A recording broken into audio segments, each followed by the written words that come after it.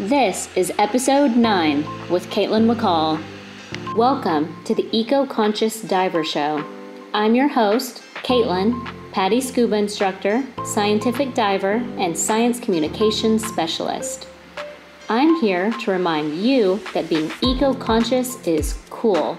Learning about the environment can be fun, and climate change isn't a dirty phrase.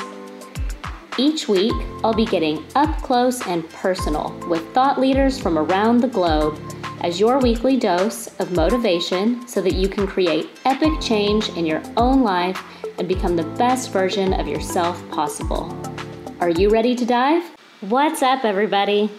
If you're listening to this right now, this is an opportunity to join in with the eco-conscious diver community and use our passion to create a more sustainable blue planet.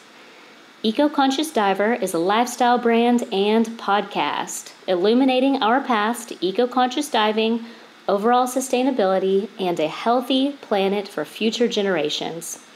Head over to the website www.eco-consciousdiver.com for all other podcast episodes, other resources, and the Eco Dive shop. This episode is packed with insight into conservation dive operations and their effects on communities. I hope you'll enjoy this podcast with Kayla Rognlie, owner and IDC staff instructor of SALT Dominica. Hey Kayla, how are you doing? Fantastic. How about yourself? I'm great. It's great to have you on today. I'm really excited. Thank you for having me. Yeah, so let's jump right into our intro question, which is, what is your favorite thing about teaching scuba diving and why? There's so many things to love about teaching scuba diving. I would say the number one thing has to be just that it's been the most persistent passion in my own life. So being able to share that with people who have never done it before, with people who are getting back into it, who maybe never thought they would ever do such a crazy thing like scuba diving. There's just something about seeing it in their eyes, watching them experience it, that makes me fall in love with scuba again and again and again. Aw, that's so awesome. It is like that spark in their eye, right? I know exactly what you're talking about. It's like, it's addictive. Every scuba instructor, I think that's the high that we're chasing, is just watching that aha moment happen with each of our students or divers. And yeah, it's just a beautiful experience. Yeah, and I mean, what other job do you know of that gets that? You know, it's awesome. So just to introduce Kayla real quick, she is the owner and IDC staff instructor for SALT Dominica. This is a conservation and education-based dive operation that provides personalized and private scuba tours and a full array of PADI scuba diving experiences and courses. So I know that you have over 10 years of experience in the dive industry. So just give us a little background on you, where you're from, how you ended up in Dominica, all of that stuff. Okay, so I'm originally from New York, not really known for its diving other than some really crazy technical diving. But I fell in love with the underwater world at a really young age, like snorkeling in Hawaii. And basically went to a camp fair, which is a popular thing for East Coast kids to like figure out what they're going to do over the summer. And I found Sea Camp in Big Pine Key, Florida, and was just like, I can learn how to scuba dive and I can learn about all the fish. And because it was kind of like a science program as well, it was really easy to sell my parents on a scuba summer camp. So I went there from the time I was 12 until I was maybe 15 or 16. And each year, you know, would go and learn scuba diving. And I was not great at it at first. I was one of those awkward students that failed at many skills. Equalizing was troublesome. Mask skills were my nightmare. But I loved it. I wanted to stick with it. I was one of those like would not give up students.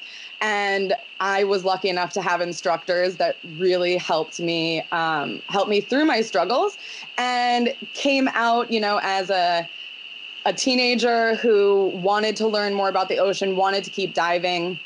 I definitely had a few female instructors that made me think maybe I could do that someday and I could teach scuba diving too. That would be a killer job. And so I did a few other scuba programs and sailing programs. And then when I was 19 and in California, of all places, I found a great local dive community and found a dive operator that seemed like such a good fit to do my dive master and instructor training. And so, yeah, when I was 19, I did my dive master and instructor in Los Angeles, and I kind of just took off from there.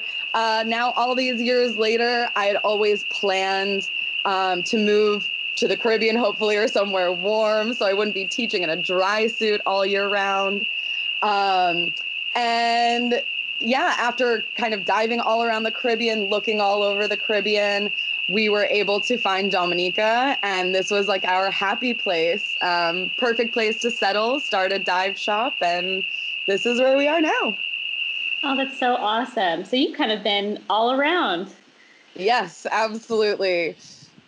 Very cool. And you said Dominica. I guess I said Dominica, so I'm saying it wrong. It's okay. It's so Dominica is our island. It's its own country. It's also known as the Commonwealth of Dominica because it used to be a Commonwealth. Not to be confused with the Dominican Republic, totally different island. Okay. I have so many friends who ask if I speak Spanish or if I go visit Haiti, and I'm like, totally different country, definitely different area of the Caribbean. Yeah. Dominica. I won't make that mistake again. So I know you guys specialize in conservation courses. So which ones do you specialize in, and what's your favorite one to teach?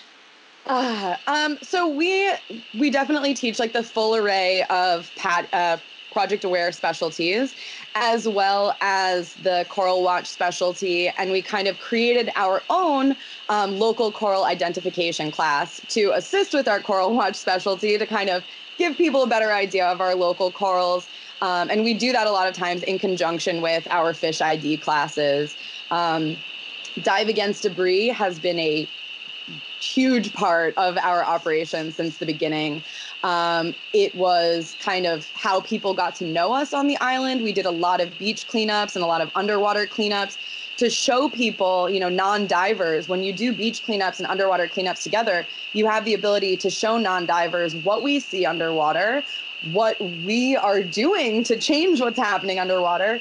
Especially on an island like this, a lot of people fish or eat fish.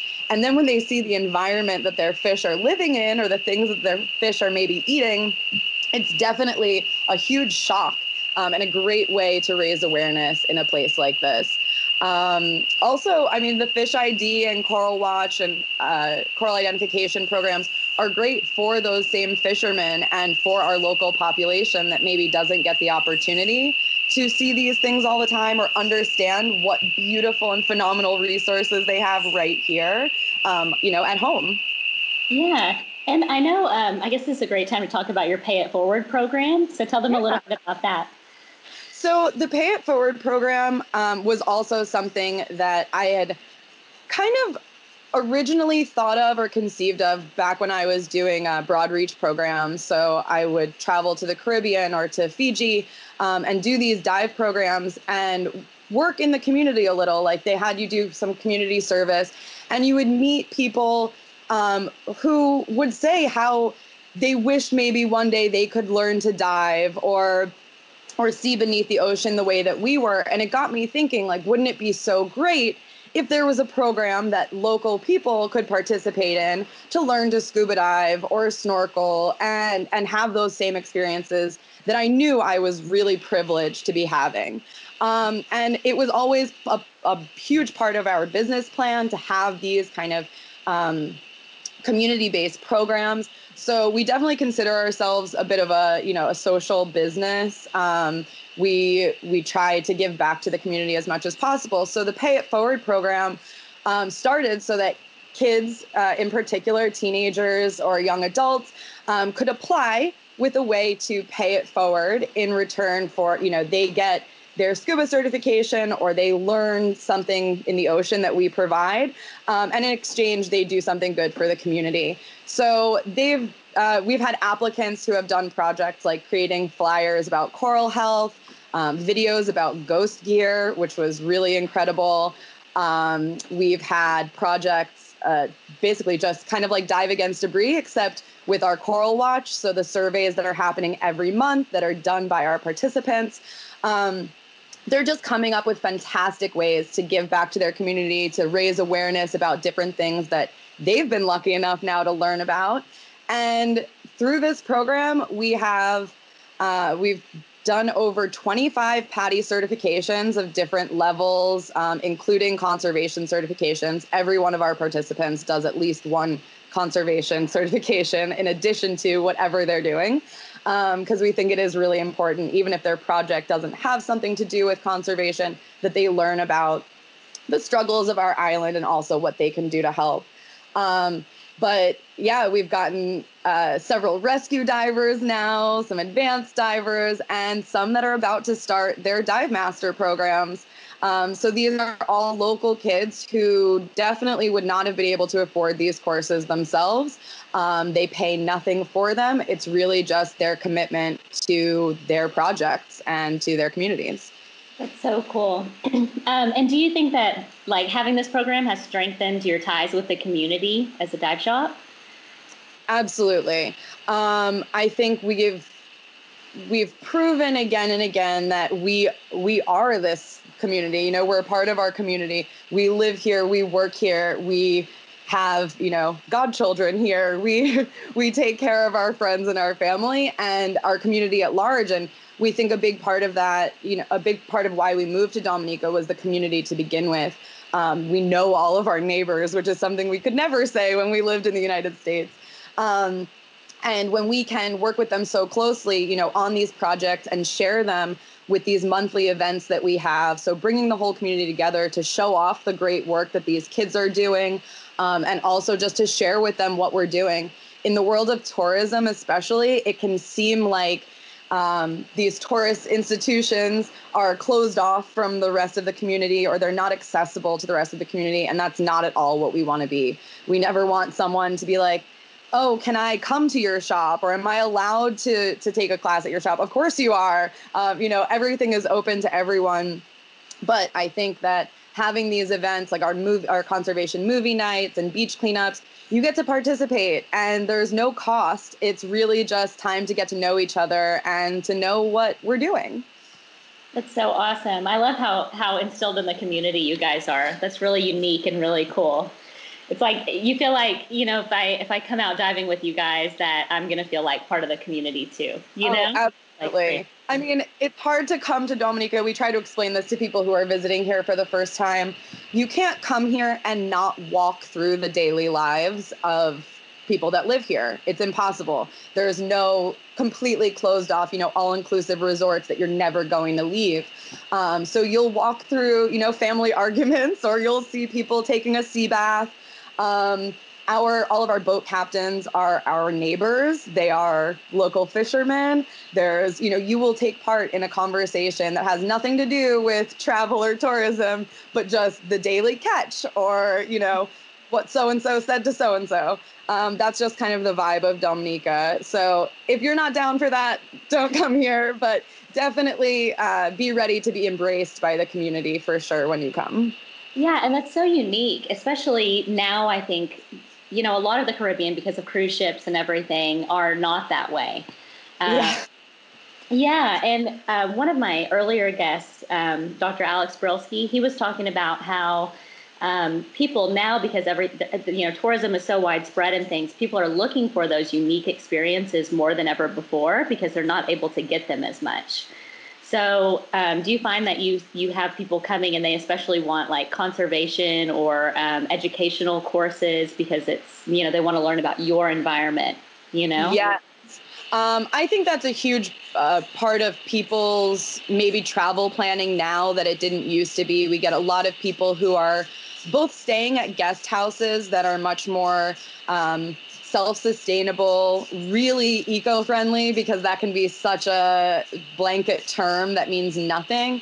But people who, you know, guest houses that are off-grid, that are catching their rainwater, that are growing their own food, And we find that most of the people that stay in places like that are people that come to us because they want to learn how to protect this environment, or who take our eco diver certification packages so that they get their project aware certifications or coral watch certifications with their open water or advanced.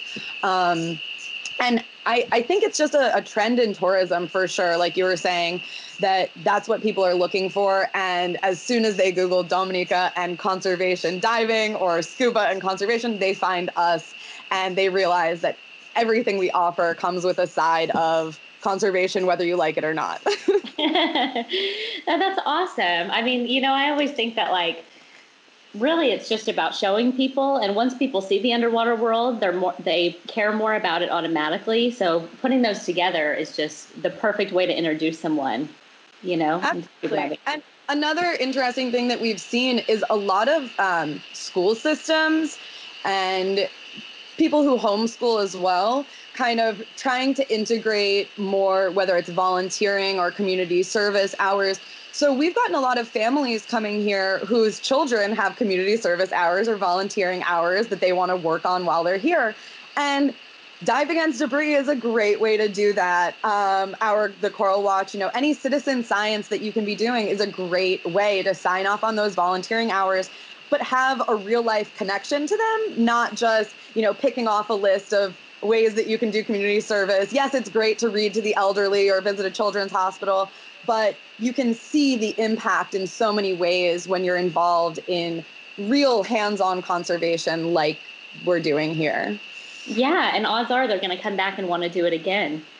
We've seen them go and start beach cleanups in their own homes after, going out with their friends and cleaning up in the waterways. Maybe they have wetlands by them. And it's great to get those pictures back from families after they've come here and just watch. These kids are paying it forward without being told to, without being asked to. They see it, they experience it, and they just realize the world could be different if all of us go ahead and do something about it. Yeah, and that really shows what a big impact you're making, because people want to do good, but they just need to be sometimes shown how, Yeah, I mean, all of us get stuck. We have great ideas and we want to start projects or businesses or even, create something. And it's that first step, hammering the first nail in or whatever it is that we get so caught up in our heads about what if we fail. With conservation, I find there's no failing. As long as you try, make an effort, reduce one piece of single-use plastic, pick up one thing you see on the street, there's really no way that you can fail unless you are actively just dumping all your trash around straight into the ocean. One little thing, you never know who's watching, you never know who that's going to impact. So your little effort can really just multiply. And that's what Pay It Forward is all about. And people do it without realizing it all the time. So if we can continue to encourage it, we absolutely do. That's awesome. So you guys also participate in Project Aware's Adopt a Dive site, right? Yes. So do you have one specific dive site that you work on? So we have one that we've had the longest, which is Tube Reef at Sucre Bay. It's one of our house reefs. It's really important to us. And we have seen such a roller coaster ride of amazing things and terrible things happen to this reef over the past, let's say, 4 years. So as you definitely know, we were hit really hard by Hurricane Maria about 2.5 years ago. And that caused this cascading effect. So we had a lot of heat from, no cover on the island. We had a lot of damage to our reefs from those huge waves and the swells that come after and all the stuff that basically ended up in the ocean. So roofs and gutters and, a lot of the things that people see on the surface that they didn't really think about how much of that ends up underwater. And when most of our island lives on the coast, everything ends up underwater. So we did a lot of Dive Against Debris at this site and removed thousands and thousands of pounds of debris, mostly galvanized roofing and timber from this reef and from other areas of Tukari Bay and some other sites as well. But this was our major project just because there was so much quantity. It was really affecting our reefs. You could see algae growth was overwhelming, a lot of different kinds of algae growth we hadn't seen in the past. We had some marine biologist friends come and take a look for us and try to determine what kinds of algae this was, why it was there. And some of these things were really disgusting and very disconcerting. So as we cleaned up, we were lucky enough to be able to watch, the algae go away and to watch coral really start to restore itself. And the more we were cleaning, the more positive effects we saw. And it wasn't until this last fall that we had the first major bleaching event in the last 10 years at this reef. We had really high temperatures. The water temperatures were in the low to mid 90s. Even at like 90 feet, it was 92 degrees. That is not usual for here. It's usually 82. So that was a huge spike. We saw bleaching all the way down to those depths of 90 feet. Mass bleaching, white, as far as the eye could see. Which was heartbreaking for all of us. We do this signal when we're sad and we see things that make us sad underwater. We were doing a lot of that during these dives. So we started doing more of these coral watch surveys in conjunction with our dive against debris surveys. And then last Earth Day, we had been diving a site that we used to dive a lot that also received a lot of damage from Maria, from construction after Maria, which was the Cabritz Jetty. It's a port here.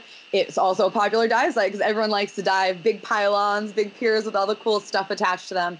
And that as well saw a severe decline in the life there, in the coral there, all because nothing was really being done about the debris there. And one thing leads to another. Either that debris creates a great ecosystem or it just destroys everything. And here, there wasn't enough coral, too much debris, and things just left. It got really dirty, really nasty. And right now, our dive master intern, Adrian, and I are writing a proposal to the government for assistance in cleaning this site and making it an adopted dive site. So that will, number one, help our dive staff that currently is not really working because we don't have tourism. We haven't really opened things back up completely on our island yet. But it would give the opportunity once a month at least to know that you have a job to go to, something to do. And we can see how much of this debris is from fishing, because there is a lot of ghost gear there. How much of this debris is from the hurricane or from that post-hurricane construction still. And how much of that is trash that we are putting there on a regular basis. Because in our Earth Day cleanup last year, we did take out a lot of hurricane and construction debris, but there's still so much new debris, mostly fishing debris and I'll say human trash, our daily debris. And that is a big point of concern when boats start coming back, ferries start coming back, cruise ships start coming back to the north. They have to go to this cruise ship berth or to this port, and there are huge fishing nets underneath and big fishing lines that are catching all kinds of other stuff. So we are concerned about it, but it's way too big of a job for us to do kind of by ourselves. So this is the time when we really rely on Project Aware, on the data that Project Aware and that other divers and dive shops are putting into their system so that we can help show the government and bolster our data with, look what happens. Tukari, we were able to remove the data, keep it clean. Every month we clean it and it's thriving. This can happen with the Cabritz Pier. We just need your assistance to do so. So we're really hoping, and Project Aware has been super helpful in pointing us in the right directions and even, putting us in touch with other dive operators who have done similar things with their governments or their local policymakers. And I feel so grateful to have that resource. It's really phenomenal what they're able to do and what all of us divers and dive operators are able to do with each other's help, with each other's data, and this massive database that Project Aware has created. Wow, that's so interesting. I mean, I've just never heard a story of taking all of that data and to the next level, that's so cool. And just you're right. It's such a great resource that we have. It's really awesome.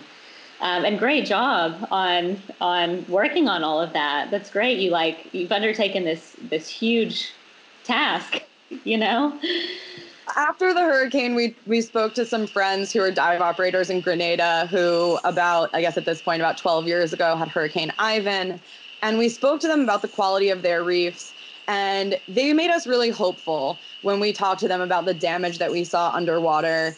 And they said, 10 years later for them, their reefs were better than ever. Their tourism, was better than ever. The only thing was, they said if they could do something over, it would have been remove some of the debris, because they still go to these sites where there are still signs of hurricane debris. So it makes me really happy that our divers were so passionate about helping us with this as well. I mean, we had our largest groups, because we're usually a private dive operation except for our events, and our events to have, 10, 15 certified divers and 6 of our staff go out to just remove debris, not to do anything else, just to remove debris, is really phenomenal. And everyone gets into it like a scavenger hunt and really wants to make the biggest difference. They don't want to see any trash when they leave the site. They don't want to see any hurricane debris. So to have all of that assistance, to have all of those divers who do believe so much in a future for our reefs, that they're willing to kind of take the time out to do those dives that aren't necessarily considered a fun dive, but hey, to me, it's fun. I like seeing these things gone. I think it's a good time. So I like having those other people that do too. Yeah. And I think it's events like that that really drive conservation home, because all the little swaps we make in our daily lives, obviously they do add up, but it's not something that we really see immediately the effects of. Right. So I find that working with Coral Restoration Foundation, I was able to physically see the things that I was doing. So, and then, when you're met with a choice, should I make this conscious choice or not? You remember that, and it kind of connects it all together. Absolutely. I think that, there's definitely, especially over my many years now of diving, over 20 years of diving and 10 years as a professional, I've definitely seen the shift in the mentality of divers on a whole.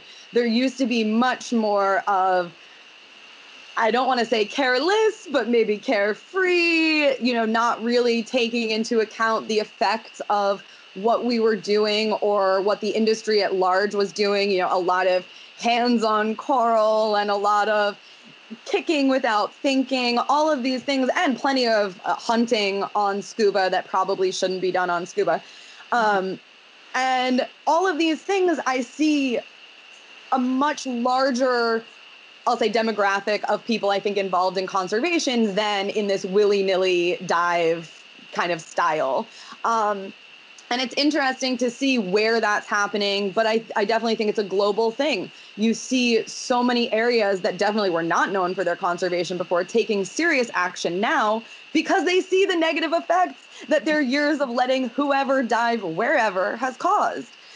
So even if it's slapping our own wrist and saying, I was really bad in the past, I need to make up for it, whether it's by teaching the next generation, by using our role model status to show by example, to lead by example, that's the best that we can do. You can't be one of those people forever. And if you are, then just stick with your other dive curmudgeons and stay off my boats. Seriously. But really it affects the business. Our business depends largely on coral reefs. And so no one's going to want to go diving in waters that are completely covered in trash. Think about how viral those videos I think it was from Bali, the videos just wading through trash. Yes. People maybe didn't go diving there after that video, so it could be death of the industry if we kept going on that path. Yeah, I also think, there are so many great documentaries now that do a great job of showing in the most graphic way possible the effects of what we're doing and how the dive world in particular, this underwater alien planet that most people don't get to see or experience, it really is their ticket to that horror show. Whether it's watching a plastic ocean or chasing coral, all of these things will teach non-divers and divers about the effects of what they're doing. And I know for a fact that when we do these coral or these conservation movie nights, and I speak to our Pay It Forward students after, we have question and answer sessions after, and it is really eye-opening for all of them. They think, they say, I never want to see my island like that, or, oh my God, fish, their bellies are full of plastic. The things that content creators are putting out there now, we don't want to flood our business's Instagram with pictures of the trash we find, but at the same time, it's hugely important for us. And it is a big part of what we do. So unfortunately, our Instagram shows a lot of trash. It also shows people picking up said trash and how beautiful the site is after we pick it up. So I think all of those things are important, but now we just have so much more access to it. People have GoPros or whatever, underwater cameras that we can take these images and share them more freely, where it used to be kind of an exclusive club of people who saw these things. And now thanks to the internet and all these, social media platforms and stuff, we can share all of that. And it's how we get people excited for or pissed off for the things that we do as well. Show them a place they really love covered in trash or debris. Show them the animals that are caught in the nets. When we showed this, 13-year-old's little short film on ghost gear, people were mind blown. Number one, because we don't have industrial fishing on that scale on this island, but to learn that ghost gear is still possible with small fish pots and small nets and long lines and trawling, things like that. Just having those images to show people makes our job easier in convincing people that they should take part in conservation activities. So, I applaud anyone who's going out there and showing the dirty stuff and not just the pretty stuff that we want to see. Yeah, absolutely. Absolutely. So tell us about the other dive sites there. Other dive sites. Oh my goodness. So our island is covered in gorgeous dive sites. It's known for its diving on the West Coast. Specifically because it's calmer on the West Coast. We have the Caribbean Sea on the west and the Atlantic on the east. So we have, it's like a lake today out at Tuckery Bay. You can barely hear the little waves, little ankle biters. In our home bay, we've got several reefs. We have Tube Reef, we have Tuckery Caves, Tuckery North, the Tuckery Shipwreck. Over here, I would say anywhere on the West Coast, if you look at the way the shoreline meets the ocean, you can usually tell exactly what's going to happen underneath. So if you see a cliff, it's going to be a straight drop. Around the northern West Coast, our straight drops usually only go to about 100 feet directly off the shore, whereas in the south, you have these bottomless areas, really beautiful wall sites. It's definitely more known for free diving in the south. And our deep dives in the south. And then up here in the north, we also have, Tuckery Back Wall. Split Rock is one of, I think, everyone's favorite sites because it's a massive boulder that fell off the side of this cliff and just cracked in half. So in addition to the beautiful coral garden around it, you can actually dive between this crack in the rock. And it's about 40 feet at the bottom. The top of the rock is in about 3 feet of water. So it's a huge crack to kind of swim through. And there are a few actual swim throughs in the boulders surrounding it. So you can go under some boulder fields. Tuckery Caves out here is also, the caves are not real caves, but it's a solid swim through and an arch that are really beautiful. We even have bubbles here, as in the south as well. They have Champagne Reef, which is covered in bubbles. We have our own, what we call Little Kabuli. Kabuli is a local beer. So this is our little local beer over here with little bubbles coming up in the shallow water. It's just gorgeous. I think we have such beautiful, diverse coral reefs, a lot of incredible, colorful sponges. It makes, I think, my teaching and fun diving so much better, because when people come and see it, they're like, this is some of the most beautiful reef I've seen. And this is coming from people who have traveled all over the world and dived all over the world. And as have I, this is definitely in my top dives of my life. These sites are just incredible, and I feel so lucky to get to dive them like Yeah. every day. Sounds like you're just like surrounded from all sides on dive. Oh God, yes. It's so sad to see dive maps, because dive maps and the books about diving in Dominica, they show so few dive sites, and the reality is they're just one after another after another. And we've definitely kept some of them a secret for ourselves and for our divers. And we've done a lot of mapping of sites that haven't really been explored too much. And it's actually found us a few more arches and other cool swim throughs. And I just love exploring this area because there's really, there's not much north of us in this area. So that means there's just a lot untouched. Maybe the only people that go there are fishermen. Also, our boat captains who are fishermen tell us all the time about cool spots where we'll find stuff that they think are pretty cool. And usually they are definitely right. Big schools of fish and hiding lobsters and octopus. So those are some of our extra resources when it comes to finding the best spots for our divers, and really just who doesn't love to explore when they're scuba diving, finding new spots, going off the beaten path. And even if you're just coasting over seagrass for a while, all of a sudden makes it that much cooler when you find, an 8-foot tall barrel sponge that's just out in 80 feet of water. It's pretty fantastic. Oh my gosh, you're making me so jealous. I'm like, sounds so awesome.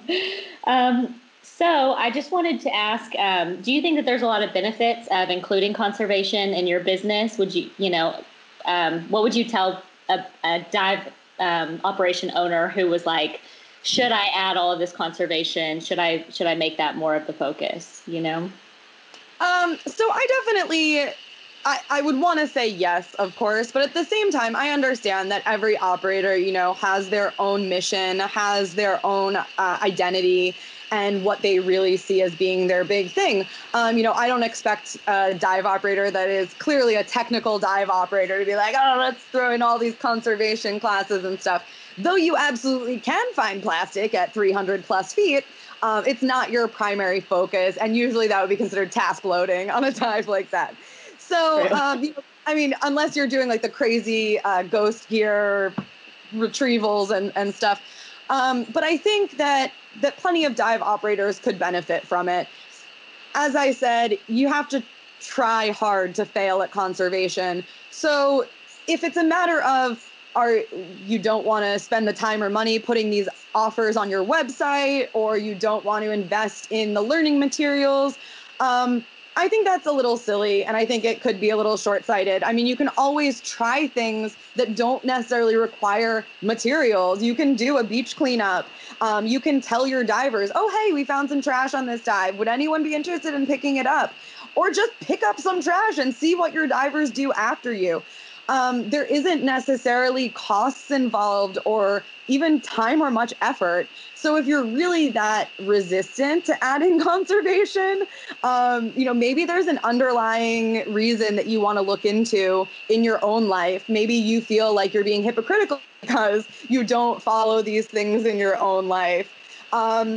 Whatever those issues are, I think, look at them closely, see what you believe in and how your values align with your business. For us, there isn't one without the other. Our business is based on our values, and it has to be. Otherwise, it just wouldn't be fun. It wouldn't be for us. So look closely at your own values, at the general values of your customers or your surrounding community, especially in light of everything that's happening with coronavirus and how people probably won't be traveling for a long time. Your community is now your dive base. That's your tribe. Those are the people that you have to reach out to. And if a way to do that and to bring the community together is to do a beach cleanup, you can do that in a socially distanced way, depending on your local laws, or diving, as you bring these things back. There's no reason why you can't add these things and just see how it plays out. See if it's something that your community is interested in. And if it is, keep it going into the future, and I will be right there with you. Yeah, I love that. You're totally right that right now would be a great time to try those things out. I mean, really, and maybe find a customer base that you didn't know you had. Yeah, exactly. So, by the way, love your website. It's so beautiful. I built it myself. Yeah. So if anyone wants to support, they have some great merchandise on their website. It's all really pretty. Did you design it? Yes. I love your merch. It's really cute. And what are some other ways that they could support you guys? Do you want to shout out to anything? Absolutely. So you can either go to saltdominica.com. On the community page, you can learn more about our Pay It Forward program. Students in Dominica, if you're listening from Dominica or have family in Dominica, they can apply there as well. You can also visit patreon.com/saltpayitforward. That link is on the SALT website. If you don't know the website Patreon, that's a way that you can support the program directly for as little as $5 a month. Basically, there are different tiers that you can join at. All that money goes to basically paying for the learning materials, the certifications, et cetera, for our participants. And in exchange, you get access to our little private community. We post all these exclusive pictures and stories about our students, about the participants, what they're doing, how they're paying it forward, all that cool stuff. And then also you just get the random photos and videos that they take or that we take of them, during their classes. So for as little as a cup of coffee a month, you can support this awesome program, and we would really appreciate it. And of course, you can also, sign up for an online class. We have a lot of different things that we're teaching online that don't require diving, or you can start your dive certification. Even if you're not here in Dominica, even if you're not planning to come here, you can sign up for the e-learning on our website at saltdominica.com, and then you can take it anywhere. It just kind of gives us a little credit, and we really appreciate that as well. Awesome. And Kayla also has some awesome social media where you can follow her adventures too, Kayla at Kayla Dives. So I'll be linking the website, all of the socials in the bio there. And I guess that's it. Yeah. One last thing I want to say, if you can, go to facebook.com/saltdominica and give us a like, because as soon as we hit 1,000 likes, we are giving away a scuba diver certification to a local. So yeah, go ahead, and there's still time to actually get in on that contest as well and put in your entry. But once we hit 1,000 likes, we're going to be drawing our winner. Yeah, and guys, that's one big point too, is that during this time, even if you don't have money to spend, definitely like, share. You're helping businesses more than you know just by doing that. All right, so I'm excited to keep seeing all the awesome stuff that you guys keep doing, and I look forward to speaking with you again soon. That's a wrap. We love you guys. Thanks for tuning in, and thank you, Kayla. Thank you. I hope you guys enjoyed the podcast and learned some valuable information about the journey of conservation. This is a constant process of learning, growth, and understanding, so I look forward to chatting with Kayla again. Please leave a review if you can, and go to www.eco-consciousdiver.com to check out all other podcasts, resources, and everything we've got going on there. See you next week.